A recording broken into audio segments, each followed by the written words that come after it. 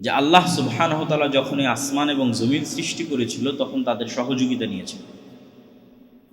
মানুষ বলুক যে আল্লাহ আসমান সৃষ্টিতে ঈসা আলাইহিস সালামের সহযোগিতা নিয়েছে, মারিয়াম আলাইহিস সালামের সহযোগিতা নিয়েছে, শাহজালাল শাহপরানের সহযোগিতা নিয়েছে, মা কালী মা দুর্গার সহযোগিতা নিয়েছে, এটা দাবি করে। মালিকানার দাবি যখন করতে পারতেছে না তখন সহযোগিতার দাবি যে আল্লাহ আসমান জমির সৃষ্টিতে তোমাদের এই বাতিল ইলাহদের সহযোগিতা নিয়েছে, এটাও তো তারা করতে পারবে না। তো এরকম বিভিন্ন অ্যাঙ্গেল থেকে আল্লাহ সুবহানাহু ওয়া তাআলা একটি কথাই ফুটিয়ে তুলতে চেয়েছেন। যেমন আর এক আয়াতে আল্লাহ সুবহানাহু ওয়া তাআলা বলছেন, আয়ুশরিকুনা মা লা ইয়াখলুকু শাইয়্যান ওয়া হুম ইখলাকুন, তারা কি আল্লাহ ব্যতীত এমন কিছুর ইবাদত করে যারা কোনো কিছু সৃষ্টি করতে পারবে না। আর এক আয়াতে আল্লাহ সুবহানাহু ওয়া তাআলা বলছেন, তাদেরকে বলো যে তারা মাছি বা মশা সৃষ্টি করতে পারবে কি। তাহলে সৃষ্টি করার ক্ষমতা রবের, তাহলে যে সৃষ্টি করার ক্ষমতা রাখে না সে ইবাদত পাওয়ার যোগ্যতা রাখে না। বরং অহুম ইখলাকুন, বরং ওদেরকেই তো কেউ না কেউ সৃষ্টি করেছে। যত বাতিল ইলাহের মানুষ ইবাদত করতেছে তাদেরকেই কেউ না কেউ সৃষ্টি করেছে। আল্লাহ সুবহানাহু ওয়া তাআলা পবিত্র কোরআন মাজিদে এই সেম বিষয়টা ফুটে তোলার জন্য আর এক আয়াতে বলছেন, ওয়ালা তাদউ মিন দুনিল্লাহি মা লা ইয়ানফাউকা ওয়া লা ইয়াদুররুক। এবং ইব্রাহিম আলাইহিস সালাতু ওয়াস সালাম তার পিতাকে বলছেন যে মা লা ইয়াসমা আও ইউবসির, যে হে পিতা আপনি এমন কিছুর ইবাদত করছেন যার না উপকার করার ক্ষমতা আছে না ক্ষতি করার ক্ষমতা আছে, না শোনার ক্ষমতা আছে না দেখার ক্ষমতা আছে। তো এই প্রত্যেকটা অ্যাঙ্গেল থেকে আল্লাহ সুবহানাহু ওয়া তাআলা এই কথাটি ফুটিয়ে তুলতে চেয়েছেন যে ইবাদতের যোগ্যতা তারই যার রব হওয়ার ক্ষমতা আছে। কুল হুয়াল্লাহু আহাদ আল্লাহুস সামাদ লাম ইয়ালিদ ওয়া লাম ইউলাদ, যে আজকে জন্ম নিল কালকে মারা যাবে তার মধ্যে রব হওয়ার ক্ষমতা নাই। মৃত্যুবরণকারী কখনোই রব হতে পারে না, কারণ রব হতে হলে আসমান জমিন সকল কিছু রব, মানে তাকে চিরন্তন অবস্থায় থাকে বাধ্যতামূলক। ওয়ালাম ইয়াকুল্লাহু কুফুয়ান আহাদ, এবং তার সাদৃশ্য কেউ হবে, তার সমকক্ষ কেউ থাকবে, এটাও হওয়া যাবে না, সে একক এবং অদ্বিতীয় হবে। তো এত যুক্তি তর্ক দেওয়ার পরেও এবং পৃথিবীর কোনো বাতিল ইলাহ এই প্রমাণ না দিতে পারার পরেও যে তাদের মধ্যে রব হওয়ার ক্ষমতা নাই, সৃষ্টি করার ক্ষমতা নাই, সহযোগিতা করার ক্ষমতা নাই, পৃথিবীর মালিকানা দাবি করার ক্ষমতা নাই, চিরন্তন জীবিত থাকার ক্ষমতা নাই, ঘুমবিহীন কোনো কিছুর প্রতি মুখাপেক্ষিতাবিহীন খাদ্যবিহীন থাকার ক্ষমতা নাই, এতগুলো যুক্তিতর্কের পরেও কয়জন মানুষ প্রকৃত তাওহীদের প্রতি ঈমান আনয়ন করেছে? পুরো কোরআন এই বিশাল যুক্তিতর্ক দিয়ে পরিপূর্ণ করা আছে। নবী রাসূলরা এই বিশাল যুক্তিতর্ক দিয়ে তাদের উম্মতদের হেদায়েত করার চেষ্টা করেছেন, আমরাও বলে যাচ্ছি। কিন্তু আজকের পৃথিবীতে কতজন মানুষ এই তাওহীদের প্রতি ঈমান আনয়ন করেছে? কোন অবস্থায়? যখন এই সমস্ত বাতিল ইলাহদের রব হওয়ার প্রমাণ দেওয়ার ক্ষমতা নাই সেই অবস্থায়। তাহলে এবার কল্পনা করেন মানুষের ঈমানের অবস্থা কি হবে যেই দিন এমন একজন আসবে যে রব হওয়ার প্রমাণের ক্ষমতার প্রমাণ দিবে, সে দাজ্জাল। আমি যদি বুঝাতে না পারি সেটা আমার ব্যর্থতা, যে আল্লাহ আদম থেকে না মুহাম্মদ সাল্লাল্লাহু আলাইহি ওয়াসাল্লাম পর্যন্ত নবী রাসূল পাঠিয়ে অন্য ইলাহদের ব্যর্থতা বুঝাচ্ছেন কি, যে এরা রব হওয়ার ক্ষমতা এদের নাই। তাহলে রব হওয়ার ক্ষমতা যে নাই সারা দুনিয়ার মানুষ দেখতেছে, তারপরও পূজা করতেছে, তারপরও ইবাদত করতেছে। তাহলে যেই দিন এমন কেউ আসবে যে রব হওয়ার প্রমাণ দেবে, আসো জান্নাত আছে আমার কাছে, জাহান্নাম আছে আমার কাছে, তোমার বাপদাদা মৃত হয়ে গেছে জীবিত করে নিয়ে এসে দিচ্ছি, আসমান বৃষ্টি বর্ষণ করবে আমার আদেশে। পুরো কোরআন তো আল্লাহ চ্যালেঞ্জ দিয়ে রেখেছে যে বৃষ্টি কে বর্ষণ করে? আমি আল্লাহ বৃষ্টি বর্ষণ করি। তাহলে ইবাদত কার হবে? আমি আল্লাহর হবে। ঈসা আলাইহিস সালাম কি বৃষ্টি বর্ষণ করাইতে পারে? শাহজালাল কি পারে? মা কালী মা দুর্গা কি পারে? তাহলে ওদের কেন তোমরা ইবাদত করো? তারপরেও তো মানুষ হিদায়াত হয় না। তাহলে যেদিন এমন একজন আসবে যার আদেশে বৃষ্টি হবে, সেই দিন মানুষের ঈমান কোথায় থাকবে? এত যুক্তিতর্ক দিয়ে যেখানে মানুষকে তাওহীদের প্রতি ঈমান আনয়ন করানো যাচ্ছে না, যাদের রব হওয়ার ক্ষমতা নাই তাদের সামনে গিয়ে মানুষ তাদের মাথা নত করতেছে, তাহলে যেদিন এমন কেউ আসবে যে রব হওয়ার ক্ষমতার প্রমাণ দিবে, সেই দিন মানুষ ঈমান কিভাবে ধরে রাখবে? পারবেন? এই জন্য দাজ্জালের ফিতনা আলা ওয়াজহিল আরজ, পৃথিবীর সবচেয়ে বড় ফিতনা। এটা ফেরাউনের চেয়ে বড় ফিতনা, নমরুদের চেয়ে বড় ফিতনা। আদ সামুদ এবং অতীতে যত বাতিল কওম চলে গেছে, ধ্বংসপ্রাপ্ত কওম চলে গেছে, তাদের চেয়ে বড় ফিতনা। এই ফিতনায় মানুষের ঈমান ধরে রাখা কত কঠিন হবে তা এই আলোচনা থেকে যদি বোঝা সম্ভব হয় তাহলে আশা করি আপনারা বুঝতে পেরেছেন। প্রিয় উপস্থিতি,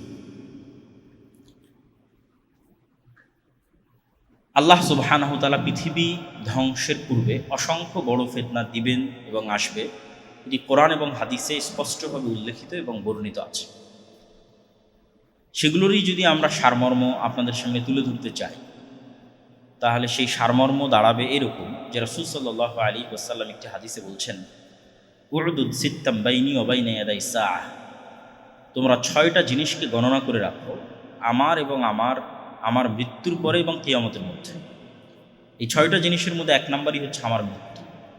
মুহাম্মদ সাল্লাল্লাহু আলাইহি ওয়াসাল্লামের আগমন, স্বয়ং তার আগমন পৃথিবী ধ্বংসের সবচেয়ে বড় আলামতগুলোর একটি। কেননা আগের সকল নবীর পরে মানুষ অপেক্ষা করত পরের নবীর, আর শেষ নবী আসার পরে এখন অপেক্ষা কিয়ামতের। সে অপেক্ষা 1 দিনের, 1 বছরের, 1000 বছরের, 1 লক্ষ বছরের, কিন্তু বাক্য এটাই, মুহাম্মদ সাল্লাল্লাহু আলাইহি ওয়াসাল্লামের পরেই কিয়ামত হবে। আর আগের বাক্যগুলো কি ছিল? ঠিক আছে, মুসা ইসলামের পরে আরেকজন নবী আসতেছে ইউসা বিন নূন, তারপরে আরেকজন নবী আসতেছে, কিয়ামত তখনও আসেনি।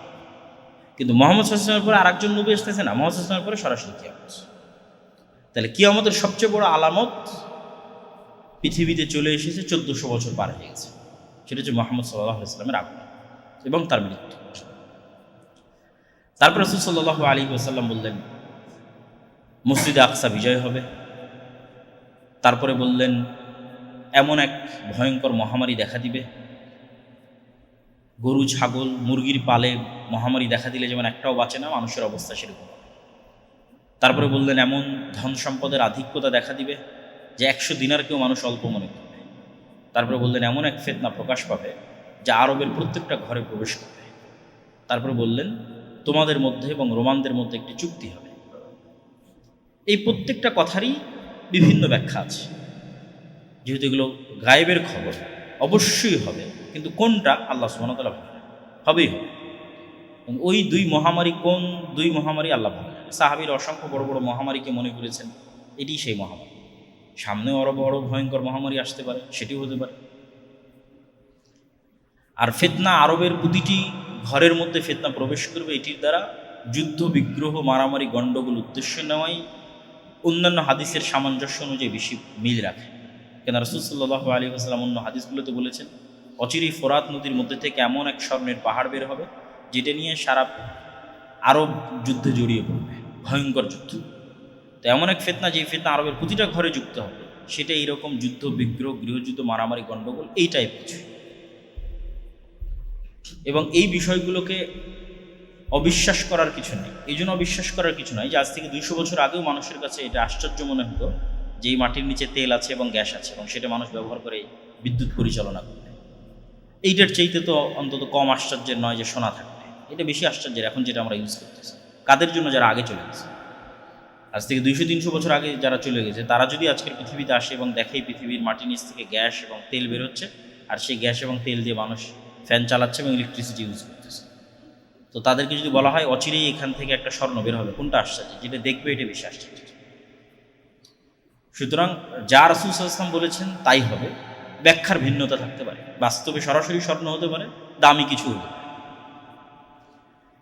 এই ফিতনার পরেই বা এই ফিতনার সাথে কানেক্টেড রেখেই রোমানদের সাথে মুসলমানদের একটি চুক্তি হবে যা রাসূল সাল্লাল্লাহু আলাইহি ওয়াসাল্লাম। রোমান দ্বারা খ্রিস্টানরাই উদ্দেশ্য, তবে যেই সময় রাসূল সাল্লাল্লাহু আলাইহি ওয়াসাল্লাম বলতেছেন সেই সময় আসলে আমেরিকা বলে কোনো দেশের অস্তিত্ব ছিল না এবং ইসরায়েল বলে কোনো দেশের অস্তিত্ব ছিল না। এবং আজ থেকে 500 বছর পরে যদি মানুষ এই হাদিস পড়ে তার কাছেও ভিন্ন ব্যাখ্যা মনে হতে পারে, আমাদের কাছে ভিন্ন ব্যাখ্যা মনে হতে পারে। সুতরাং নির্ধারিত করা কঠিন। এতটুকু নির্ধারিত করা সম্ভব যে খ্রিস্টানদের সাথে, কোন খ্রিস্টানদের সাথে? ইউরোপের খ্রিস্টান, রাশিয়ার খ্রিস্টান না আমেরিকার খ্রিস্টান, খ্রিস্টানদের সাথে মুসলমানদের চুক্তি। এবং এই চুক্তির ফলে তারা তৃতীয় আর এক শত্রুর বিরুদ্ধে যুদ্ধ করবে। সেই তৃতীয় শত্রু হিন্দু, ইহুদি অথবা বৌদ্ধ অথবা অন্য কেউ, আল্লাহ ভালো জানে। সেই তৃতীয় শক্তির বিরুদ্ধে যুদ্ধে খ্রিস্টান এবং মুসলমানেরা বিজয়ী হবে এবং তাদের মধ্যে ছোট্ট একটা বিষয় নিয়ে তর্ক বিতর্ক, গণ্ডগোল, এবং সেখান থেকে আবার যুদ্ধ। সে বিষয়টা হবে ক্রুশকে উঁচুতে উঠিয়ে সেটিকে বিজয়ী করার এক ঘোষণা, যেটা একজন মুসলমানের ইমানে আঘাত দিবে এবং সেও তাকে হত্যা করবে অথবা ক্রুশকে ভেঙে ফেলবে। তো এই যে খ্রিস্টান এবং মুসলমানের এবার মুখোমুখি দাঁড়িয়ে যাচ্ছে, এটিই হচ্ছে পৃথিবীর ইতিহাসের সবচেয়ে বড় যুদ্ধ। অতীতে যা যুদ্ধ হয়েছে সেগুলো এর মতো নয়, আরও ভবিষ্যতে যা যুদ্ধ হবে সেগুলো এর মতো নয়, এবং ওই ঘটনার পরে আরও যা যুদ্ধ হবে সেগুলো এর মতো। এটা পৃথিবীর ইতিহাসের সবচেয়ে বড় যুদ্ধ, যেটাকে বলা হয়েছে মালহামা, অথবা যেটা বাইবেল এবং অন্যান্য গ্রন্থে আর্মাগেড্ডন নামে উল্লেখিত আছে। এই যুদ্ধটা মূলত হবে মুসলমান এবং খ্রিস্টানদের মধ্যে, এবং এই যুদ্ধটা হবে তুরস্ক এবং সিরিয়ার সীমান্তবর্তী অঞ্চল। তো এই ভয়ঙ্কর যুদ্ধের বর্ণনা দিতে গিয়ে রাসূলুল্লাহ সাল্লাল্লাহু আলাইহি ওয়াসাল্লাম বলেছেন যে এই ভয়ঙ্কর যুদ্ধ কিছু বর্ণনায় আছে 4 দিন, কিছু 5 দিন, কিছু 6 দিন, এবং এই ভয়ঙ্কর যুদ্ধে এত বেশি মানুষ মারা যাবে যে 1 মাস যদি একটা পাখি আকাশে উড়ে তবুও লাশের সারি শেষ করতে পারবে না, এবং মানুষ গনিমতের মাল পেয়ে খুশি হবে না এই জন্য যে ওয়ারিস নাই। 100 জন যদি একটা বংশে থাকে, 99 জনই মারা গেছে, তাহলে ওয়ারিস কে হবে? ওয়ারিস তো নাই। সুতরাং কি নিয়ে সে আনন্দ হবে? কার সাথে জিনিস ভাগ বাটোয়ারা করবে? এই জন্য গনিমতের মাল পেয়েও সন্তুষ্ট হবে না, খুশি হবে না। এত ভয়ঙ্কর যুদ্ধ। এই যুদ্ধের কথা বলতে গিয়ে রাসূলুল্লাহ সাল্লাল্লাহু আলাইহি সাল্লাম বলেছেন, মদিনা থেকে তৎকালীন বিশ্বের সবচেয়ে আল্লাহওয়ালা, তাকওয়াবান, পরহেজগার, সর্বশ্রেষ্ঠ মানুষরা বের হয়ে আসবে এই যুদ্ধে অংশগ্রহণ করার জন্য, এবং তারা তাদের শাম, সিরিয়ার ভাইদের সাথে কাঁধে কাঁধ মিলিয়ে এই যুদ্ধে অংশগ্রহণ করবে। এই যুদ্ধের কথা বলতে গিয়ে রাসূলুল্লাহ সাল্লাল্লাহু আলাইহি ওয়াসাল্লাম আরও যেটি বলেছেন যে এই যুদ্ধের শেষে মুসলমানেরা বিজয়ী হবে, এবং বিজয়ী হওয়ার পরেই তারা কুস্তুনতুনিয়া বিজয় করবে।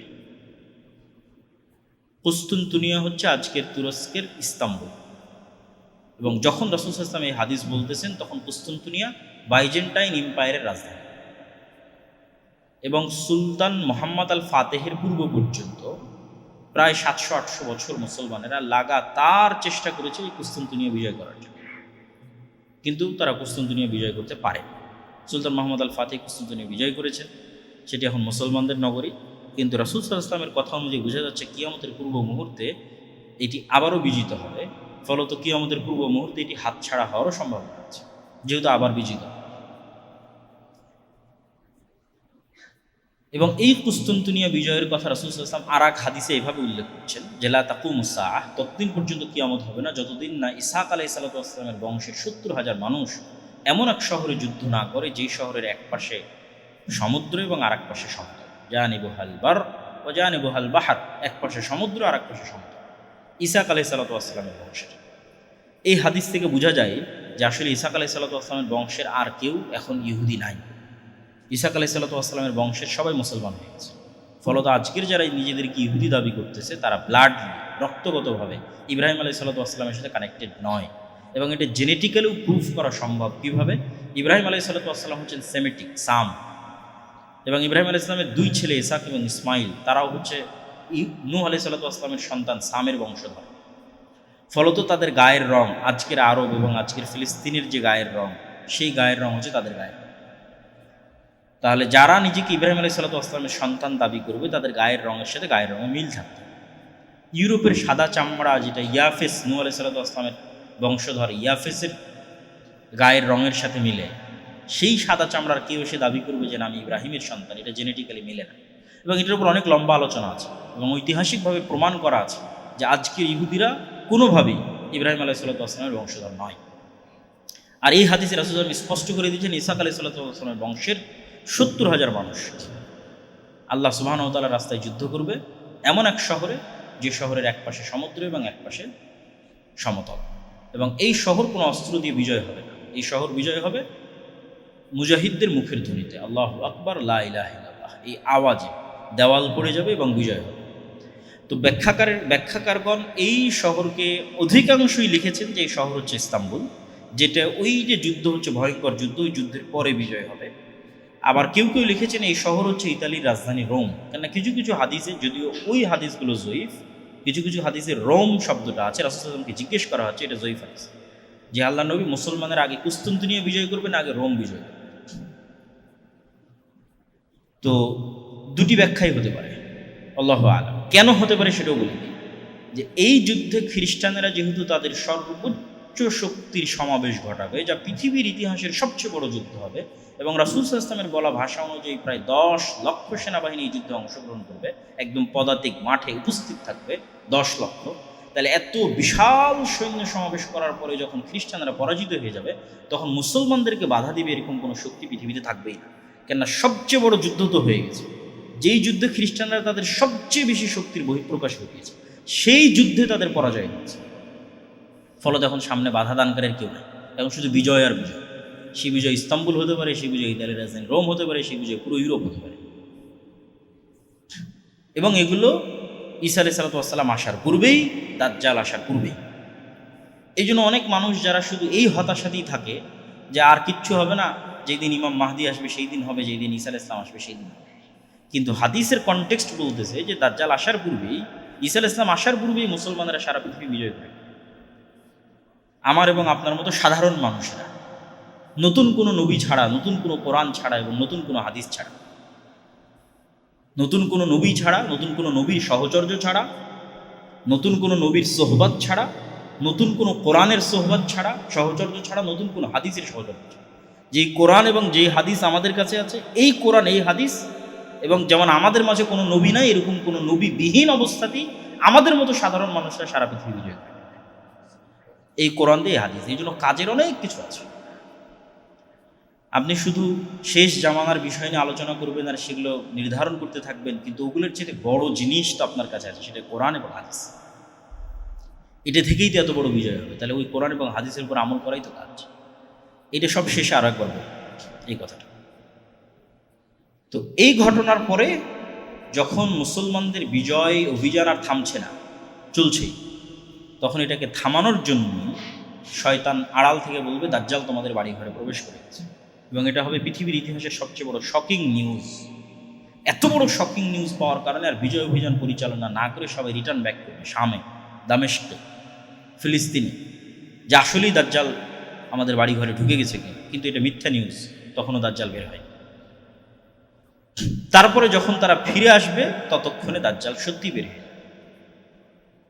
এবং দাজ্জাল যখন বের হয়ে যাবে তখন এক নিমিষে, এক মিনিটে যেই মুসলমানেরা 10 লক্ষ বাহিনীর একটা বাহিনীকে পরাজয় করে কুস্তুনতুনিয়া, ইতালি, ইউরোপ, জেরুজালেম, ভারত সব বিজয় কমপ্লিট করে ফেলেছে, সেই মুজাহিদ বাহিনী দেখবে যে এক নিমিষে তাদের ক্ষমতা জিরো, তাদের পাওয়ার জিরো। কেননা দাজ্জাল যখন আসবে সে এক্সট্রা অর্ডিনারি অলৌকিক ক্ষমতা নিয়ে আসবে, এবং সেই এক্সট্রা অর্ডিনারি অলৌকিক ক্ষমতার সামনে তারা বেবাস, লাচার, কোনো ক্ষমতা, কোনো পাওয়ার তাদের থাকবে না। কেমন অসহায় তারা হয়ে যাবে।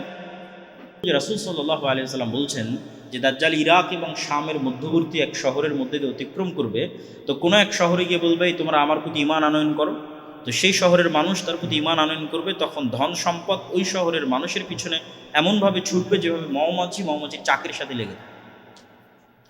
তারপরে আর এক শহরে গিয়ে দাজ্জাল বলবে তোমরা আমার প্রতি ঈমান আনয়ন করো, সম্ভাব্য ওই শহর দামেস্ক, শামের কোনো নগরী যেখানে মুসলমান এবং মুজাহিদরা বসবাস করতেছে। তারা বলবে যে না, আমরা তোমার প্রতি ঈমান আনয়ন করব। তখন আসমান এবং জমিনের ফসল উৎপাদনের ব্যবস্থাপনা তাদের জন্য এমনভাবে বন্ধ করে দেওয়া হবে যে তাদের কাছে খাবারের কোনো ব্যবস্থাপনাই থাকবে না। ফলত যেহেতু কোনো খাবারই উৎপন্ন হচ্ছে না, ঘাসও যেহেতু উৎপন্ন হচ্ছে না, ফলমূল শাকসবজি তো বহু দূরের কথা, ঘাসও যেহেতু উৎপন্ন হচ্ছে না, তখন বাঁচার জন্য তাদের বাড়িতে থাকা আগের যে ফার্নিচারগুলো আছে, কাঠ, টেবিল, সেগুলো চিবিয়ে চিবিয়ে এর মধ্যে থেকে রস বের করার চেষ্টা করবে, এবং এটাই খাদ্যদ্রব্য হিসেবে বানিয়ে বেঁচে থাকার চেষ্টা করবে। এই রকম অসহায় অবস্থায় চলে যাবে। এবং যেহেতু দাজ্জাল এক্সট্রা অর্ডিনারি ক্ষমতা নিয়ে এসেছে, পাওয়ার নিয়ে এসেছে, এবং এটা আল্লাহ সুবহানাহু ওয়া তাআলা তাকে দিয়েছে, ফলত এখান থেকে ঈমান বাঁচিয়ে এরকম কষ্টের মধ্যে টিকে থাকা এত সহজ হবে না।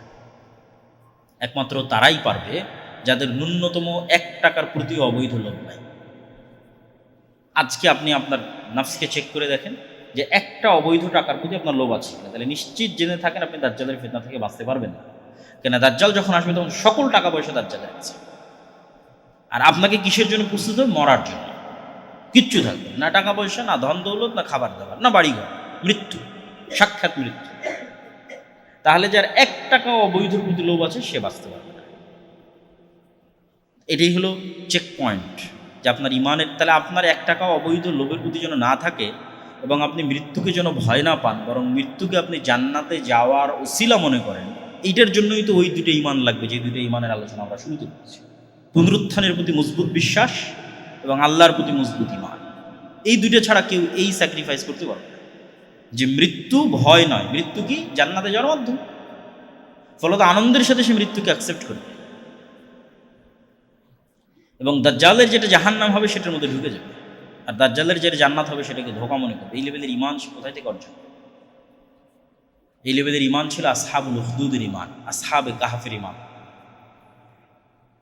আসহাবে কাহাফ তাদের ইমান বাঁচানোর জন্য সারা পৃথিবী থেকে ডিসকানেক্টেড হয়ে গেছে, যে আমরা ইমান বিক্রি করবো না, কিন্তু সারা পৃথিবী থেকে ডিসকানেক্ট, আলাদা গুহায় গিয়ে আশ্রয় নিয়েছে। এই জন্য বলা হয়েছে দাজ্জালের ফিতনা থেকে বাঁচতে চাইলে সূরা কাহাফ বা সূরা কাহাফের প্রথম 10 আয়াত, এখানে সূরা কাহাফের মধ্যে অনেক শিক্ষণীয় লার্নিংস, টিচিংস আছে এবং কোরআনের সবচেয়ে ব্যতিক্রম 4-4টা ঘটনা এই সূরা কাহাফের মধ্যে উল্লেখ করা আছে।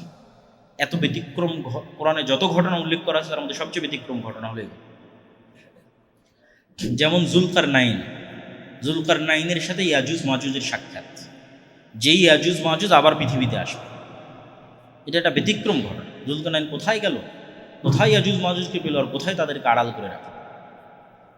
তারপরে আসহাবে কাহাফের ঘটনা, তারপরে হচ্ছে খিজির আলাইহিস সালাতু ওয়াস সালামের সাথে মুসা আলাইহিস সালামের সাক্ষাতের ঘটনা। এটা আরও আশ্চর্যের যে মুসা আলাইহিস সালাম দাবি করছে তিনি সবচেয়ে জ্ঞানী, আল্লাহ বলছে না আমার আরও একজন জ্ঞানী বান্দা আছে। কোথায়? আল্লাহ কোনো শহর বলে না, গ্রাম বলে না, লোকেশন এক্সাক্ট বলে না, বলে মাছ নেও, সমুদ্রের ধার দিয়ে হাঁটতে থাকো, যেখানে জীবিত মরা মাছ জীবিত হয়ে যাবে সেখানে পাবো। এবং মরা মাছ যেখানে জীবিত হয়ে যাচ্ছে সেখানে যখন তাকে পাওয়া যাচ্ছে, তখন যে 3টা ঘটনা ঘটতেছে, এগুলো পৃথিবীর ফিজিক্স অনুযায়ী অসম্ভব। যে একটা বাচ্চা ভবিষ্যতে তার বাপ মাকে হত্যা করবে, তাই আমি অতীতে তাকে হত্যা করতেছি, টাইমকে নিয়ে যেই খেলা, এটা পৃথিবীতে শুধু সায়েন্স ফিকশনের মধ্যেই সম্ভব, বাস্তবে সম্ভব নয়। কিন্তু এটা খিজির আলাইহিস সালাম বাস্তবে করতেছে, ভবিষ্যতে যা ঘটবে তা দেখে এসে অতীতে সেটার সমাধান বের করতেছে। এরকম অসংখ্য আশ্চর্য ঘটনা এই সূরা কাহাফের মধ্যে উল্লেখ করা আছে, যেগুলো হয়তো মানুষ যখন দাজ্জাল বের হয়ে যাবে তখন হয়তো এই ঘটনাগুলোর সঠিক অর্থ বুঝতে পারবে, যে ঘটনাগুলো কী ছিল এবং কীভাবে ঘটেছে। সূরা কাহাফের মধ্যে আরেকটা যেটা মানুষের কাছে মনে হবে না আশ্চর্যের, কিন্তু আসলে এগুলোর চেয়ে তো আশ্চর্য, সেটা হচ্ছে 2 ভাই বা 2 বন্ধু, তাদের 2টা বাগান ছিল। একজন বাগানের মধ্যে ঢুকে বলল, আল্লাহ সুবহানাহু ওয়া তাআলা কোরআন মাজিদে বলতেছেন যে সে বাগানের মধ্যে ঢুকে বলতেছে, ওমা আযুন্নুস সাআতা কায়িমা, আমি মনে করি না যে কোনোদিন কিয়ামত হবে, কোনোদিন কিয়ামত হতে পারে, এটাই মনে করি না, কিয়ামতকে অস্বীকার করতেছে। তখন তার আরেক বন্ধু তাকে বলতেছে, আকাফারতা বিল্লাযী খালাকাকা মিন তুরাবিন সুম্মা মিন নুতফাতিন সুম্মা সাওয়াকা রাজুলা, তুমি কি ওই আল্লাহকে অস্বীকার করতেছো যে তোমাকে সৃষ্টি করেছে মাটি থেকে, তারপরে শুক্রকীট থেকে, তারপরে তোমাকে মানুষ বানিয়েছে। লাকিন